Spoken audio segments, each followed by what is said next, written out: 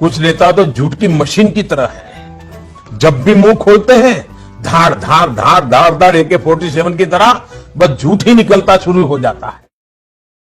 आप लोगों से ज्यादा रेलवे के प्रति मेरा प्यार है, क्योंकि मेरा तो जीवन ही उसके कारण बना है। जो लोग अफवाहें फैला रहे हैं कि रेलवे का प्राइवेटाइजेशन हो रहा है, वो सरासर गलत है। सरकार 151 प्राइवेट ट्रेनों के प्रोजेक्ट को शुरू करने जा रही है। निजी कंपनियों से प्रस्ताव मांगे गए हैं। केंद्र सरकार ने रेलवे में निजीकरण की तरफ पहला बड़ा कदम उठा लिया है। रेल मंत्रालय ने 109 रूट्स पर यात्री ट्रेन चलाने के लिए प्राइवेट पार्टीज को इनविटेशन दिया है। इसके लिए प्राइवेट पार्टीज को 30,000 करोड़ का निवेश करना होगा। पहली बार रेलवे में यात्री ट्रेन चलाने के लिए प्राइवेट पार्टी को आमंत्रित किया गया है। कुछ नेता तो झूठ की मशीन की तरह है। जब भी मुंह खोलते हैं धार धार धार धार धार AK-47 की तरह बस झूठ ही निकलता शुरू हो जाता है। आजादी के बाद से 2014 तक 67 साल में 65 एयरपोर्ट थे, 65, यानी कि एवरेज एक साल में एक हवाई अड्डा। बीते 4 वर्षों में एक साल में 9 एयरपोर्ट उड़ान के लिए तैयार। मोदी जी की सरकार में पिछले 4 साल में सिर्फ 4 नए एयरपोर्ट बने हैं। और ये बात हम हवाई ढंग से नहीं कह रहे हैं, खुद मोदी जी की सरकार की जो रिपोर्टें हैं उनके हवाले से कह रहे हैं। कुछ नेता तो झूठ की मशीन की तरह है।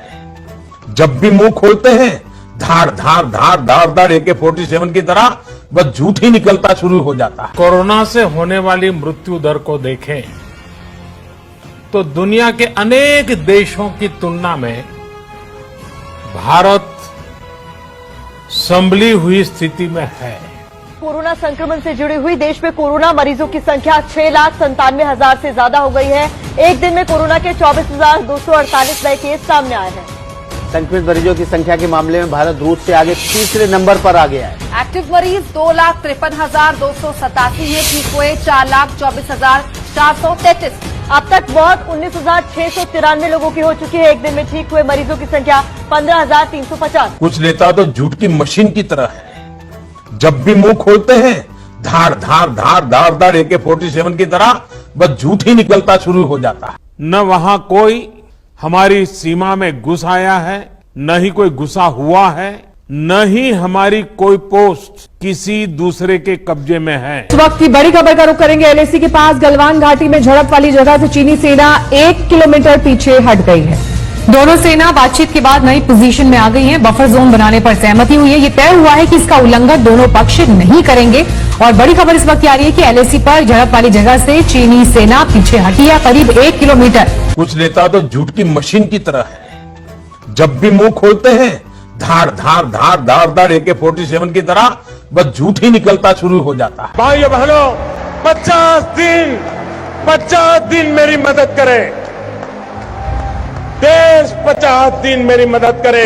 अगर 30 दिसंबर के बाद कोई मेरी कमी रह जाए, कोई मेरी गलती निकल जाए, कोई मेरा गलत इरादा निकल जाए, आप जिस चौराहे में मुझे खड़ा करेंगे मैं खड़ा होकर के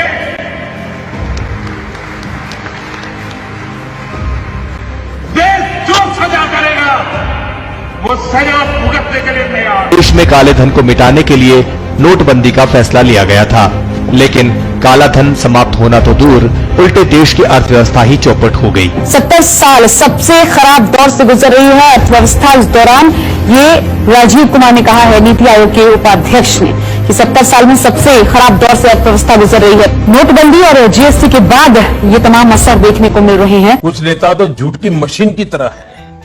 जब भी मुंह खोलते हैं धार धार धार धार धार AK-47 की तरह बस झूठ ही निकलता शुरू हो जाता है। कोई कांग्रेसी परिवार का व्यक्ति शहीद वीर भगत सिंह को मिलने गया था। प्रधानमंत्री मोदी जी, आप गलत सवाल कर गए। जवाहरलाल नेहरू ने न सिर्फ लाहौर सेंट्रल जेल में भगत सिंह से मुलाकात की, बल्कि उन्होंने इसके बारे में लिखा भी। 1929 में जब भारतीय स्वतंत्रता संग्राम तेज हो रहा था, तो भगत सिंह और बटुकेश्वर दत्त ने अंग्रेजों का ध्यान आकर्षित करने के लिए दिल्ली के ब्रिटिश विधानसभा हॉल पर बम फेंका। वो इसके लिए गिरफ्तार किए गए और जेल भेजे गए। भगत सिंह ने जेल की स्थिति को बेहतर बनाने का मुद्दा उठाया और जेल में भूख हड़ताल शुरू की।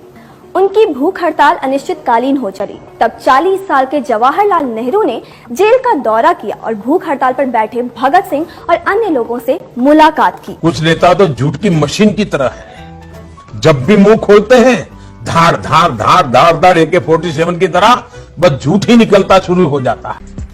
पाकिस्तान से युद्ध जीता जनरल थिमैया जी के नेतृत्व में, लेकिन उस पराक्रम के बाद कश्मीर को बचाने वाले जनरल थिमैया का उस समय के प्रधानमंत्री नेहरू और उस समय के रक्षा मंत्री कृष्णा मेनन ने बार बार अपमान किया था, और इसी के कारण जनरल थिमैया को अपने पद से सम्मान के खातिर इस्तीफा देना पड़ा था। 1948 में थिमैया इंडियन आर्मी के चीफ नहीं थे, एक ब्रिटिशर जनरल रॉय बुशर इस पोस्ट पर थे।